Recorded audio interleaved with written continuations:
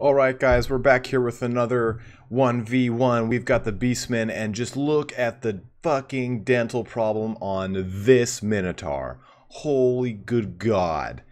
Oh, but let's kind of let this kind of go here as we explain what's going on. We got another fat line of some Beastigores, some Gores, and some Ungores as well. I went with, what's his name? As I get it up here, Morgur, the Shadowgrave this time. This is the first time I'm actually really using Morgur in a 1v1 match. I did a lot of reading on him and hopefully his tooltips, and I don't know why the hell I have such a fucking hard time using him, but hopefully with what transpires here today, we can finally get around that. We do have the Brace Shaman with Beasts here as well to help give it a little boost, a little Flock of Doom action and little run speed and whatnot. But we do have also on the side, I really enjoy using Razor Gores. They're not always the best units to use, you know, sometimes Centigores or whatnot, but I've had so much luck with them that I really appreciate the unit as a whole. But we got some good flank defense with 2 units of Spearmen on both sides, a good strong center line here with some Beastigores, and then 4 units total of Gores flanking. It's always a toss-up with Greenskins, right? Are you gonna get a heavy Black Orc presence? Are you going to get a heavy Savage Orc presence? And I guess you could say I lucked out because I find Black Orcs a little bit easier to deal with than Savage Boys. But we've also got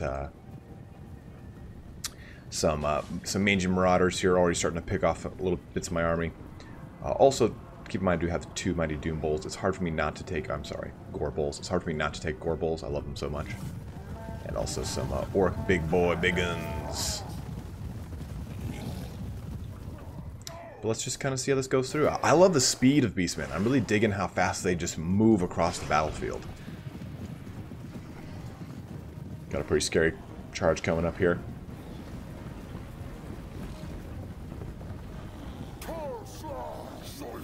But I was able to get my my Spearmen right in the way of intercept those things being the Boar Boys, and hopefully kind of neutralize their effectiveness here. As you can see, those Boar Boys still just kind of knocking shit around. Oh yeah, bring it in. Look at those guys, man, just fucking linebackers, just the broad shoulders of doom. Ungor arms just going all over the place. Oh, later, buh. But that really kind of helped secure that flank. Denied that whole charge. I thought that was going to be pretty gruesome when I saw them coming out of nowhere. But we do also have the Razor Gores chasing down these Mangy Marauders. But then we got the Gore Herd just kind of going balls out here. Want to get in line with those Night Goblins. Quick to put the Beastigores onto those Black Orcs because they do have armored and AP themselves. So it's a bit of a matchup here. Oh yeah, get that cinematic charge as well. I really dig on Black Orcs. And tabletop, I always thought Black Orcs were the coolest of the Greenskin units. And coupled with the Beastigores being my favorite Beastman unit as far as infantry goes, it's just it's great to see these guys kind of duking it out, you know. Lore-wise, they're really awesome because, you know, they're some of the most stalwart and the oldest of the Beastmen, because Beastmen traverse from Ungor to Gore to Beastigore finally, and this is where they're given the most armor, the best weaponry. They go through a pretty long trial and tribulation as they make their lovely path towards the Beastigore. But we see here that the charge on the right side with the Orc Boy Big Boy, Orc Boar Boy Big Uns. Jesus Christ, I'm not going to say that ever again. Was neutralized at least a little bit in part by these Spearmen, but they're coming in here for another charge on my flank.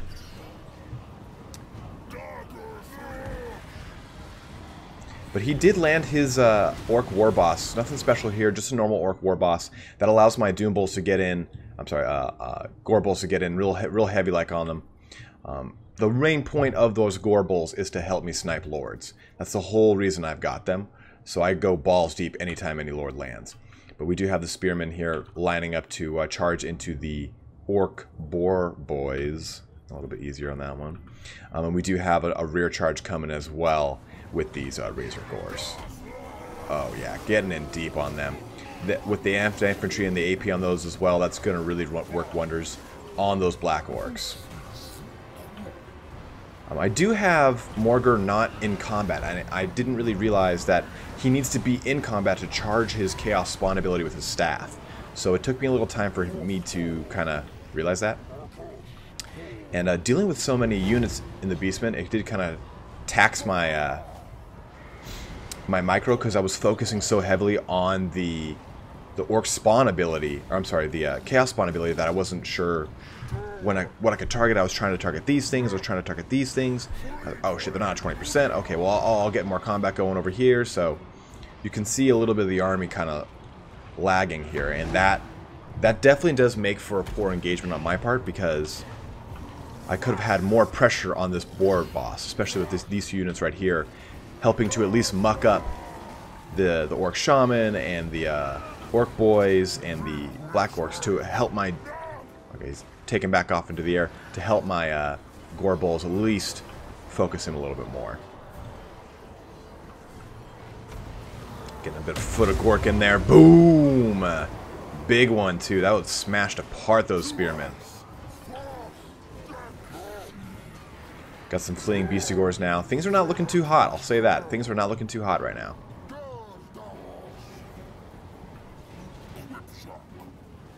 Got a fleeing Gore Bull. Still one pretty much at full health here. The boss did land, though, to try and pick off that Gore Bull. We're going to take advantage of that and try and capitalize with our Gore Bull, because that boss doesn't have much health left. At this point, though, I've started to engage with the rest of my army. Got some Razor Dons stop, or I'm sorry, Razor Gores. Razor Dons are Lizardmen. Sorry, stopping the flea there. But at this point, I realized he's got to get into combat so he can start charging his staff, and that's always going to be a pretty strong thing, because Morgur in and of himself is pretty damn beefy. Got a big old leap from the Gore Bull here. Got some Orc Boys starting to flee. Got some Night Goblins. The Night Goblins are in disrepair here. Nearing that 20% mark I'm hankering for.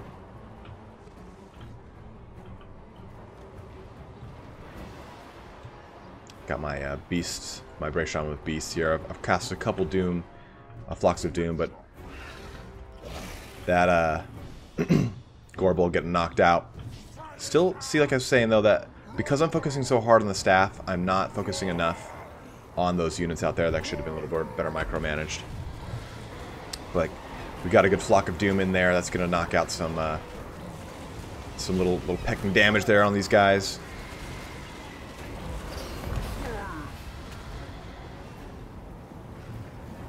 We did cast our first Chaos Spawn on those Orc Boys that were starting to flee, I believe. Got another one coming. Yeah, boom. Got those Orc Boys. Turned those into more Chaos Spawn. Now I'm starting to get the hang of it. Unfortunately, a little bit late in the game. But the Gore Bull's target dead in sight there with that, oh yeah, just tackle right into that ass. Give it to him. Do it! Orc Boss kind of getting it from those Gore Bulls. Interesting choice with him landing here again. I was able to kind of target him down once more, but we have the Gores in the back attacking these Rusty Arrows, always huge because those things are going to be knocking down and sundering anything's armor. But we got the Chaos Spawn here, right into the heart of it that the Orc War Boss went, and so around him they shall tear and render. Flock of Doom continuing to tally a toll. Other Gore Bull fleeing away now, but his job was done. He got the Orc War Boss to a sufficient level, and now he is dead. Things though still aren't set in stone yet. We still have an annoying Goblin Big Boss around here. All my units, for the most part, aren't doing too hot. We do have some good Chaos Spawn fat and ready here. Morgur in the thick of it, starting to really get beat around though.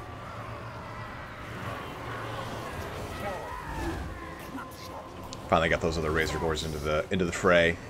Get some charges in there. All of his units really starting to crumple here. Starting to collapse in with the rest of my units as well.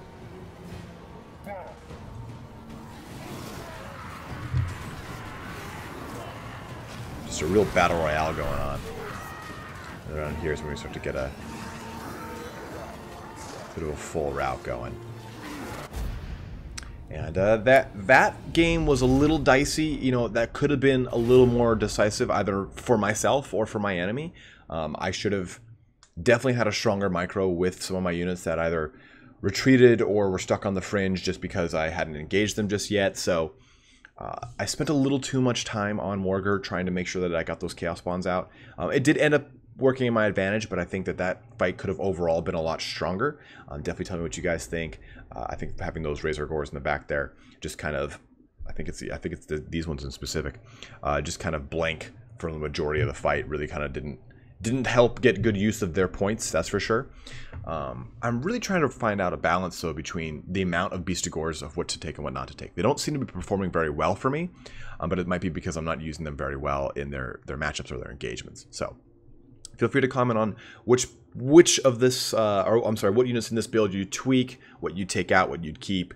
I dig Morgar. He's a lot tankier than I thought he'd be. He took a lot of beating, and he got up in that fray real deep. Like, I was kind of afraid to get him up there, but he doled out the damage. But as we can see here, these Black Orcs really did a fair beating upon my units, but pretty safe to say when you have these fat packs of 120 that just kind of fall apart like paper. But again, guys, thanks for watching. Looking forward to some of your feedback on how to get better at Beastmen, and stay tuned for some more goodies. Take care.